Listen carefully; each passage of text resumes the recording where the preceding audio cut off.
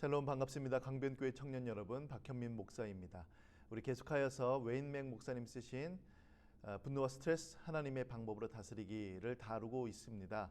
오늘도 계속하여서 스트레스를 극복하는 방법, 그 성경적인 방법을 다뤄보고자 합니다.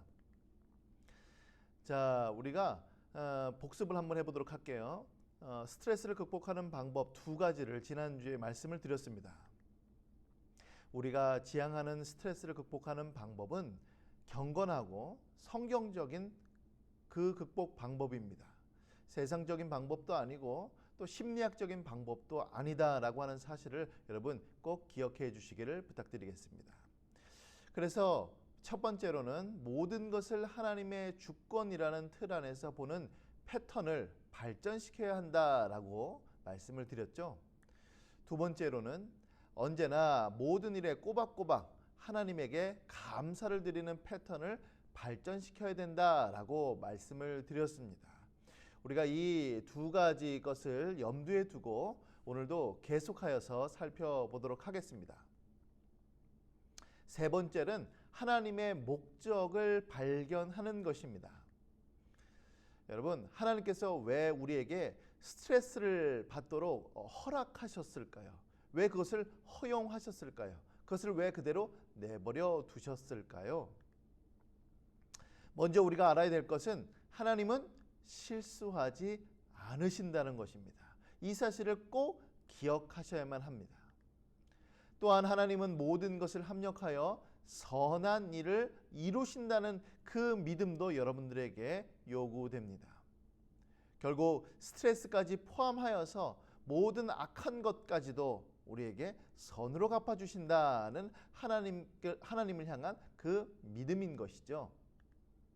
세 번째로는 하나님은 스트레스를 통해 우리 삶에 무슨 목적, 어떤 것을 이루기 위한 것이 있다는 사실을 우리는 기억해야만 합니다. 자, 첫 번째는 무엇이냐면 부메랑, 즉 뿌리고 거두기 원리입니다.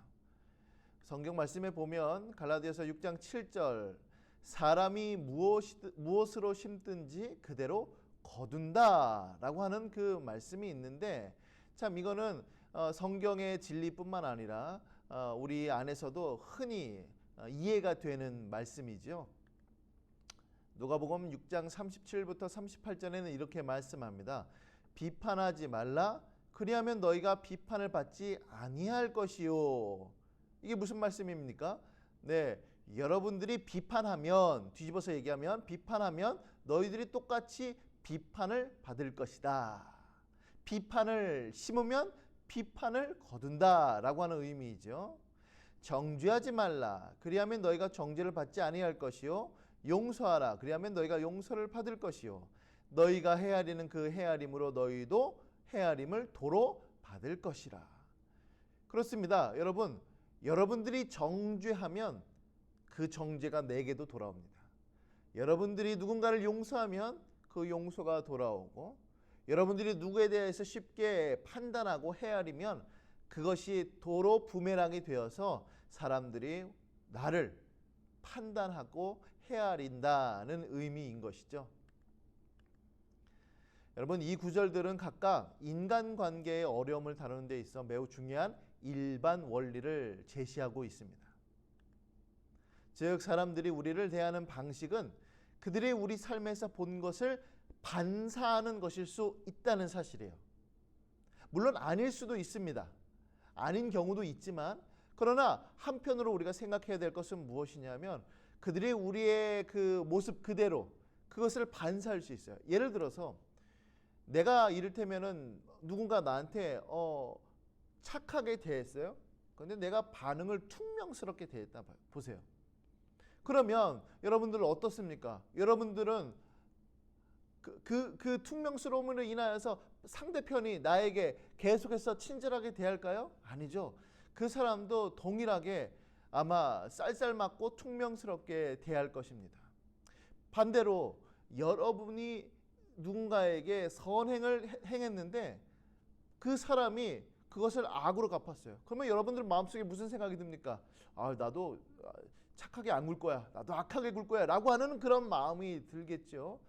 이게 바로 부메랑, 뿌리고 거두기 원리입니다.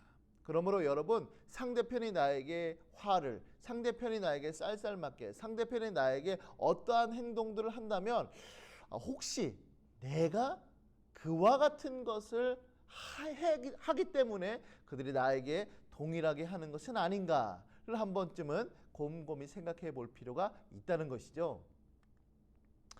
네, 쌀쌀맞음, 비난, 비협조 이런 것들입니다. 마태복음 7장 3절 말씀에는 어찌하여 형제의 눈 속에 있는 티는 보고 내 눈 속에 있는 들보는 깨닫지 못하느냐. 그렇죠. 우리의 마음속에 야, 쟤 왜 저래? 쟤 왜 이렇게 쌀쌀맞아? 쟤 왜 이렇게 비협조적이야? 라고 말하면서 정작 내 안에 있는 그보다 훨씬 더 큰 것들은, 큰 잘못들은 보지 못한다는 사실이에요. 여러분들 한번 곰곰이 생각해 보시기를 바랍니다. 잠언 11장 2절에도 이렇게 말씀합니다. 교만이 오면 욕도 온다. 교만한 사람한테 무슨 칭찬이나 이런 것이 있을 수가 없죠. 교만에서는 다툼만 일어날 뿐입니다. 유순한 대답은 분노를 쉬게 하죠. 유순하게 대답하면 분노를 하다가도 수그러드는데, 과격하게 말하고 퉁명스럽게 말하면 오히려 더 화를 돋구는 경우도 있습니다. 분을 쉽게 내는 자는 다툼을 일으켜도 노하기를 더디하는 자는 시비를 그치게 한다라고 하였습니다. 그렇죠. 쉽게 성을 내고 화를 내는 사람들은 다툼을 일으킵니다. 그거 우리가 곰곰이 고민해 볼 필요가 있습니다. 혹 내 자신이 대인관계 문제를 조장하거나 악화시키는 행동을 하고 있지 않는지 한번 스스로 점검해 보시길 바랍니다. 하나님은 내가 겪는 일을 거울로 사용하셔서 내가 어느 태도와 행동이 변해야 하는지를 깨닫게 하시죠. 그렇게 함으로써 내가 더욱 구주 예수 그리스도의 형상과 일치하도록 우리를 도우십니다. 누군가가 내게 비협조적이면 혹시 내가 비협조적이진 않은가?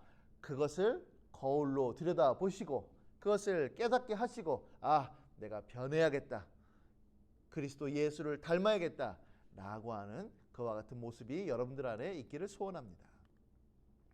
자, 두 번째로는 야고보 1장 2절부터 5절의 태도입니다. 야고보서 1장 2절부터 5절까지는 이런 말씀이 있어요. 내 형제들아 너희가 여러 가지 시험을 당하거든 온전히 기쁘게 여기랍니다. 왜냐하면 이는 너희 믿음의 시련이 인내를 만들어낸다는 것이죠. 4절에 보니까 인내를 온전히 이루라. 이는 너희로 온전하고 구비하여 조금도 부족함이 없게 하려 함이라.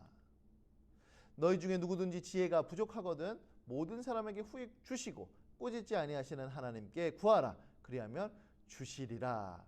자, 이 말씀의 태도가 무엇인지 한번 살펴보도록 할게요. 자, 첫 번째는 이겁니다. 시험, 그러니까 스트레스죠. 우리 입장에서 보면 이 시험 덕분에 우리는 하나님을 향한 자신의 믿음, 열심, 헌신, 복종이 얼마나 실제적이고 강한지를 가늠하게 됩니다. 이해하시죠? 그러니까 우리에게 시험이 닥쳤어요. 누군가가 나한테 막 화를 내고 누군가가 나한테 비협조적이에요. 근데 나는 갑자기 거기서 나도 화를 내고 덩달아서 저 사람 악을 악으로 갚고 이러면 내 믿음이, 내 성품이 이런 거였구나 라고 하는 것을 우리가 가늠하게 될 수 있다는 것이죠. 두 번째로 하나님은 우리 안에서 인내, 그러니까 견고함이라는 매우 중요한 자질을 만들어내시기 위해 인생의 스트레스 요인을 사용하십니다. 그러니까 누군가가 내게 비협조적이고 분을 내요. 그러면 우리가 참는 거죠. 인내하는 거예요. 그리고 우리는 악을 악으로 갚지 않고 선으로 갚는 거죠. 그것을 위하여서 스트레스 요인을 하나님께서 사용하신다는 거예요. 그 스트레스가 없었다면 발달할 수 없었던 자질, 그 인내를 만들어내는데 이 시험이 아주 유용한 역할을 합니다. 그렇죠? 만약에 시험이 없었으면 우리가 인내할 필요가 없었다는 사실입니다. 그 특질이, 그 인내의 자질이 우리 안에서 개발될 수 없는 것이죠. 결국 우리가 조금도 부족함이 없이 완전하고 성숙한 사람을 만드시고자 하는 하나님의 계획, 그 목적이 있다는 사실을 우리는 깊이 깨달아야만 합니다. 그리고 스트레스 요인이 우리 안에 있는 연약한 부분을 드러낸다면 우리가 이러한 결점을 고치기 위하여 하나님의 도우심을 구하도록 해야 합니다. 그렇죠. 시험이 다가오거든 온전히 기쁘게 여기라. 인내를 만든다. 인내를 온전히 이루라. 그것은 바로 그 인내가 너희들을 조금 더 부족함이 없게 하기 위함이다.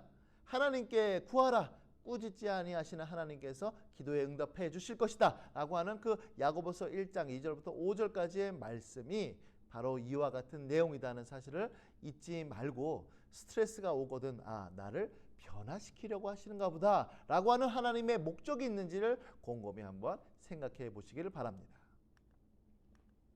자, 네 번째는요, 옛 습관을 버리고 새 습관을 입기입니다. 여러분, 예수님이라면 어떻게 하실까라고 하는 책이 있는데요. 우리가 고민이 되죠. 이럴 때 주님은 어떻게 행동하셨을까? 이럴 때 주님은 어떻게 말씀하셨을까? 이렇게 고민할 때가 있습니다. 특별히 우리에게 스트레스를 주는 사람, 그 요인이 다가올 때에 우리가 어떻게 반응해야 될까를 곰곰이 생각하고 고민할 때가 있는 것이죠. 스트레스가 많은 한복판에서 하나님이 내게 무엇을 바라실까? 이걸 생각해야 되는 거예요. 도대체 왜 나에게 무엇을 바라시기에 내게 스트레스를 허락하실까? 그건 거죠.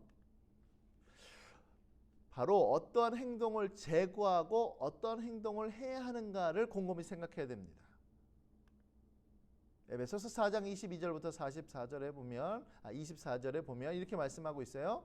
너희는 유혹의 욕심을 따라 썩어져가는 구습을 따르는 옛사람을 벗어버리고 오직 너희의 심령이 새롭게 되어 하나님을 따라 의와 진리의 거룩함으로 지으심을 받은 새 사람을 입으라. 그러니까 옛사람, 썩어져가는 옛 성품, 악한 성품들을 다 어떻게 해요? 벗어버리고 그 다음에 의와 진리의 거룩함으로 지으심을 받은 새 사람을 도로 입는 것이죠. 그래서 성경에는 우리의 옛 습관을 벗고 새 습관을 입는 그와 같은 표현들이 있습니다. 에베소서 4장 31절부터 32절에는 너희는 모든 악독과 노함과 분냄과 떠드는 것과 비방하는 것을 모든 악의와 함께 버리고, 그러니까 벗어버리고 서로 친절하게 하며 불쌍히 여기며 서로 용서하기를 하나님이 그리스도 안에서 너희를 용서하심과 같이 하라. 그것을 입으라 라고 하는 겁니다. 그러니까 어떠한 문제가 우리에게 닥쳐왔을 때 이러한 악독, 노함, 분냄, 떠드는 것, 비방 이런 것들을 하지 말고 그런 것들을 안 하는 것으로 끝나는 것이 아니라 바로 불쌍히 여기고 친절히 행하는 것, 용서하는 것 이런 것들을 적극적으로 하라는 의미이죠. 우리가 하지 말아야 할 일뿐만 아니라 해야 할 일도 있다는 사실을 우리는 분명히 기억해야만 합니다. 골로새서 3장 8절부터 14절에는 이렇게 말씀합니다. 이제는 너희가 이 모든 것을 벗어버리라. 그렇죠? 벗는 게 있어요. 하지 말아야 될 것. 곧 분함과 노여움, 악의, 비방, 입에 부끄러운 말, 서로 거짓말하는 것, 옛사람과 그 행위를 벗어버리라. 이렇게 말씀합니다. 그리고 새 사람을 이제는 입었다. 예수님 안에서 너희들이 새로운 피조물이다. 그러니 이제는 어떻게 해요? 밑에 긍휼과 자비와 겸손과 온유와 오래 참음으로 옷 입고 누가 누구에게 불만이 있거든 서로 용납하여 피차 용서하되 주께서 너희를 용서하신 것 같이 너희도 그리하고 이 모든 것 위에 사랑을 더하라. 이는 온전하게 매는 띠니라. 그렇죠? 네, 우리가 안 하는 것뿐만 아니라 우리가 행해야 하는 것도 있다는 사실을 잊지 마시기를 바랍니다. 자, 다섯 번째는 스트레스 속으로 우리가 들어가지 않기입니다. 마치 우리가 짚을 지고 불 속으로 들어가는 것과 같습니다. 우리는 때론 너무나도 어리석게 내가 스트레스를 굳이 받지 않아야 될 상황으로 들어가는 경우들이 종종 있다는 사실이죠. 우리는 스트레스를 받을 가능성이 있는 상황 속으로 제발로 들어가지 말아야 되는데요. 특별히 거절 못하는 성격, 바쁜 생활 습관, 또 남을 변화시키려고 하는 자세, 이런 것들이 바로 우리가 스트레스 속으로 들어가는 거예요. 하나님은요, 절대로 우리가 하나님의 은혜로 할 수 있는 것 이상을 우리에게 요구하지 않습니다. 여러분들 이걸 꼭 기억해야 돼요. 하나님께서 우리에게 1달란트를 주셨으면 1달란트를 남기는 것을 하나님께서는 요구하십니다. 만약에 2달란트를 받았으면 2달란트를 남기는 거고, 5달란트를 받았으면 5달란트를 남기는 것을 하나님께서는 요구하시지, 그 이상을 바라시지 않는다는 사실을 기억해야만 해요. 빌립보서 4장 13절에 내게 능력 주시는 자 안에서 내가 모든 것을 할 수 있다. 이 말씀 어떤 말씀입니까? 아, 그래, 하나님께서 능력 주시면 내가 할 수 있다. 그래, 할 수 있다. 이런 말씀이지만은, 그러나 뒤집어서 얘기하면 하나님께서 내게 능력을 안 주시면 나는 주님 안에서 할 수 없습니다 라고 하는 겸손함도 있다는 거죠. 여러분, 특별히 어떤 게 있을까요? 대인 관계에 있어서 한번 살펴보도록 할게요. 로마서 12장 18절에 보면 할 수 있거든 너희로서는 모든 사람과 더불어 화목하라 라고 하였습니다. 그렇죠? 친하게 지내야 되는 거죠. 서로 용서해 주는 것입니다. 자, 그런데 나를 변화시키는 일은 내가 할 수 있는 일. 그렇죠? 하나님, 용서할 수 있도록 도와주세요. 하나님, 제게 말씀해 주셨고 제게 명령하셨으니 하나님, 제가 이것을 지킬 수 있도록 도와주세요. 그죠? 내가 할 수 있는 것들이에요. 그런데 남을 변화시키는 것은 내가 할 수 없는 거예요. 그러니까 누군가 싸웠어요. 누군가가 싸웠을 때 내가 그 사람을 용서할 수 있지만 그 사람이 나한테 용서한다는 것은 내 영역 바뀐 겁니다. 그런데 우리의 마음속에 뭐가 있냐면, 제가 왜 나한테 사과 안 하지? 제가 왜 나한테 용서 안 하지? 제가 왜 나한테 자꾸만 이래서 저 사람 탓을 하다 보면 우리는 계속해서 스트레스 속에 빠지게 된다는 사실이에요. 우리가 우리에게 지시하는 책임, 그러니까 나의 변화, 그것을 다한 후에 우리가 할 수 없는 일, 남을 변화시키는 것은 하나님께 의지해야 한다는 사실이죠. 여러분, 여기 워룸이라고 하는 영화가 있습니다. 한 번쯤 제가 설교 시간에 한번 예화로 든 적이 있죠. 기도의 힘이라고 하는 한국어로 이렇게 번역이 돼서 우리에게 이제 다가왔는데요. 자, 이 영화는 뭐냐면 그 가정 안에 남편과 아내가 서로 관계가 너무 안 좋습니다. 거의 이혼까지 갈 정도예요. 그런데 그때 아내는 뭐라고 하냐면 남편에게 변하라, 너가 바꿔야 된다라고 강조합니다. 그리고 반대로 남편은 너가 변해야지 라고 합니다. 그러니까 서로 싸우는 거예요. 그러다가 저기 이제 그 오른쪽에 있는 그 할머니를 저 이제 아내분이 만나게 됩니다. 그러면서 저 할머니가 조언해 주기를, 너가 할 수 있는 것을 해라. 그리고 너가 할 수 없는 것, 곧 남편을 변화시키는 것은 하나님께 맡겨라 라고 하면서 그는 기도하기 시작합니다. 자기를 변화시키기를 시작합니다. 그러자 놀랍게 그 남편이 점차 변화되는 것을 우리가 이 영화를 통해서 확인합니다. 그렇습니다, 여러분. 여러분들이 할 수 있는 것을 해야 됩니다. 여러분들이 할 수 없는 영역을 자꾸만 하려고 그러면 스트레스를 받는 거예요. 이 사실을 잊지 말길 바랍니다. 자, 또 하나, 시간 사용도 여러분 마찬가지입니다. 여러분, 우리는 최선을 다해야 돼요.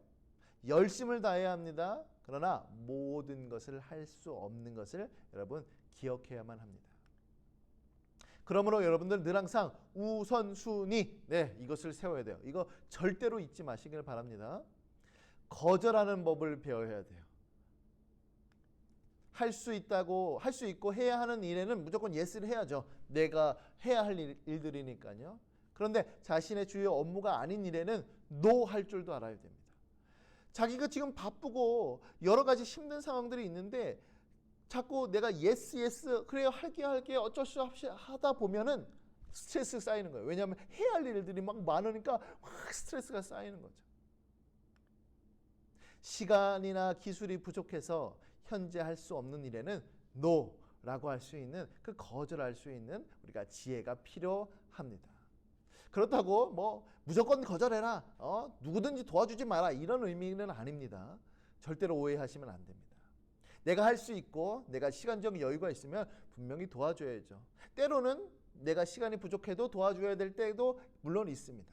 그러나 여러분들 꼭 기억해야 될 것은 무엇이냐면 거절 못하는 성격들이 있을 수 있어요. 그래서 예스 하다 보면 자기가 과부하가 걸리고 스트레스가 쌓이고, 어떤 사람은 그것을 불만으로 표출하기도 하지만 어떤 사람들은 우울로 그것이 찾아올 때도 있어요. 억누르다 보니까. 그런 것들이 있지 않도록 우리는 우선순위를 두고 꼭 노라고 할 수 있어야겠습니다. 여러분, 미친 듯이 바쁜이라고 하는 책이 있습니다. 이 책이 절판돼서 참 아쉬운데 중고 서점에서 이 책을 구입할 수 있으면 꼭 구매하시길 참 이렇게 추천드립니다. 굉장히 얇아요. 근데 왜 우리가 이렇게 바쁠까? 왜 현대 사회가 이렇게 바쁠까? 가만히 생각해 보니까 현대 사회가 바쁜 것도 있지만 내 안에 잘못된 요인이 있더라는 것이에요. 그 중에 하나, 아까 전에 얘기했던 거절 못하는 것도 그 안에 포함되어 있습니다. 이 책 꼭 추천드립니다. 자, 마지막으로 극복 요소 6번째, 권리. 나의 권리, 그러니까 결과를 하나님께 맡기는 겁니다. 이 사진은, 이 그림은 겟세마네 동산에서 기도하시는 예수님, 밑에 졸고 있는 3명은 베드로와 야고보와 요한 제자들이죠. 여러분, 겟세마네 동산에서 예수님께서 어떻게 하셨습니까? 이 잔, 십자가의 고난을 내게서 지나가게 하옵소서. 그러나 내 원대로 마옵시고 아버지의 원대로 하옵소서라고 이렇게 기도드렸던 예수님의 모습입니다. 여러분, 여러분에게는 마땅히 받아야 할 권리들이 있습니다. 존경받을 권리도 있고요. 인정받을 권리도 있습니다. 자신이 한 선행에 대하여 감사합니다를 감사를 받을 권리도 있습니다. 그러나 문제는 뭐냐면 어떨 때는 그런 권리들이 부인되거나 무시당하는 경우도 종종 우리에게 있다는 사실이죠. 그럴 때 우리는 분노하죠. 야, 쟤 뭐야? 왜 나한테 이렇게 행동해? 막 분노하고, 때로는 섭섭한 마음도 있어요. 그렇죠? 예. 내가 누군가에게 선행을 베풀었어요. 근데 그 사람은 나한테 별로 이렇게 고마워하지도 않아요. 그러면 섭섭한 마음이 들기도 합니다. 그렇죠? 그리고 그런 권리들을 상대방에게 요구할 수 있어요. 야, 내가 이렇게 했는데 너 왜 이렇게 나한테 그렇게 반응 안 해? 라고 권리를 요구할 수도 있지요. 그러나 그러한 자신의 권리들을 여러분 하나님께 맡겨야 합니다. 하나님께 맡겨야 돼요. 여러분은 하나님의 소유입니다. 하나님은 여러분에게 무엇이 진짜 필요한지 알고 계세요. 그리고 하나님이 여러분들을 돌보신다는 사실을 여러분들 꼭 믿으시기를 바랍니다. 물론 자신의 권리를 하나님께 맡긴다는 말은요, 호구가 되라는 뜻이 아니에요. 무엇을 바라는지 결코 알리지 말라는 그런 말도 아닙니다. 어떤 사람을 바로잡아 주기 위해 반대하지도 말고 꾸짖지도 말고 주장하거나 타이르지도 말라, 그런 말도 아니에요. 이 말은 무슨 의미냐면 자신의 권리를 하나님께 맡긴다는 그 말은 무엇이냐면 자신이 합법적으로 할 수 있는 일은 모조리 한 후에, 그러니까 선을 베풀고 누군가에게 칭찬해주고 하나님께서 원하시는 삶을 산 그 모조리 다 한 후에 그 결과, 그러니까 상대편이 나에게 주는 그 권리들, 그 결과들은 하나님께 맡기고 그분이 여러분들에게 올바르고 유익한 일을 이루시는 것을 믿는다라고 하는 의미입니다. 여러분, 이거 정말로 기억하시길 바라요. 예를 들어서 제가 누군가에게 말씀을 열심히 준비했어요. 설교했습니다. 지금 열심히 막 동영상도 만들고 있어요. 그런데 내 마음속에 여러분들이 막 이 영상을 시청을 안 하는 거예요. 막 조회수도 별로 없어요. 그러면 제가 무슨 생각이 들까요? 섭섭하죠. 애들이 내가 이렇게 열심히 준비했는데 안 볼까? 그런 마음이 들지 않겠어요? 그런데 그것을 어떻게 해요? 하나님께 맡기라는 거예요. 왜요? 이유가 뭘까요? 이럴 수도 있죠. 이를테면 제가 열심히 했는데 영상을 준비했는데 여러분들이 막 시청을 해요. 막 조회수가 막 올라가요. 그런데 제 마음속에 무슨 생각이 드냐면 교만한 마음이 싹 드는 거예요. 아, 내가 잘나서 그런가 보다. 이런 생각이 드는 거예요. 그러면 오히려 더 여러분들의 반응은 저에게 굉장히 독이 되는 것이죠. 하나님이 그것을 더 잘 아신다는 거예요. 그러니까 하나님께서 내게 어떻게 반응을, 어떻게 결과를 우리에게 주시는지 그 결과는, 권리는 하나님께 맡기라라고 하는 의미입니다. 따라서 여러분들은 성경적인 책임을 다하시길 바라요. 여러분들의 권리들을 그러고 난 후에 하나님께 맡기시길 바랍니다. 그리고 그 권리들을 여러분에게 돌려주실 때 그 권리들을 특별한 은혜로 여기고 하나님께 감사하시기를 바랍니다. 마땅히 내게 얻을 것이 아니라 하나님께서 내게 주신 거구나 라고 하는 그 사실을 여러분들이 잊지 마시기를 바랍니다. 여러분, 스트레스를 하나님의 방식으로 극복하는 방법 총정리, 우리 여태까지 오늘까지 5번에 걸쳐서 했는데요. 이것을 총정리하겠습니다. 스트레스 원인에는 크게 3가지가 있다고 말씀드렸어요. 상황, 한계, 사람과의 관계를 통해서 우리가 스트레스를 받습니다. 그런데 잘못된 반응을 우리가 보일 때가 있죠. 두렵고 걱정되고 분노, 우울, 시기, 짜증, 부인, 이런 것들로 잘못되게 반응합니다. 그러다 보니 심각한 결과를 초래하게 되죠. 좋지 않은 인간관계, 영적 성장이 무력화되기도 하고 하나님 앞에 영적으로 쓰임받지 못하게 될 뿐 아니라 직업과 교육상의 성취도 저해되고 우리의 신체 건강에도 안 좋게 됩니다. 이런 것들을 우리는 버려야 하는 것이죠. 그러면 어떻게 해야 되는가? 하나님의 방법, 성경적인 방법, 경건한 방법은 무엇이냐? 바로 하나님의 주권이라고 하는 틀로 보는 것. 모든 일에 감사하는 것. 하나님의 목적을 발견하는 것. 옛 습관을 벗고 새 습관을 입는 것. 스트레스 속으로 들어가지 않는 것. 결과, 권리를 하나님께 맡기는 것입니다. 여러분, 지금 이 순간에도 스트레스를 많이 받을 것입니다. 또 앞으로도 스트레스를 많이 받을 수 있습니다. 그러나 여러분들 그 스트레스를 잘못된 방법으로 반응하다 보면 여러분들에게 해가 됩니다. 비성경적인 방법으로 풀 때도 있습니다. 그렇게 하는 것이 아니라 우리는 경건하게 성경적으로 하나님의 방식대로 그 스트레스를 극복하시기를 바랍니다. 그래서 하나님께서도 기뻐하시고 우리에게도 기쁨이 되는 그와 같은 삶을 사는 우리 청년들 될 수 있기를 바랍니다. 마지막으로 사진을 볼게요. 여러분들 이와 같은 모습입니까? 이와 같이 스트레스가 너무나도 많고 머리가 지끈지끈 하십니까? 이 아이들처럼 여러분들의 그 얼굴에 미소가, 웃음이, 기쁨이 넘쳐나기를 예수님의 이름으로 간절히 축복합니다. 아멘.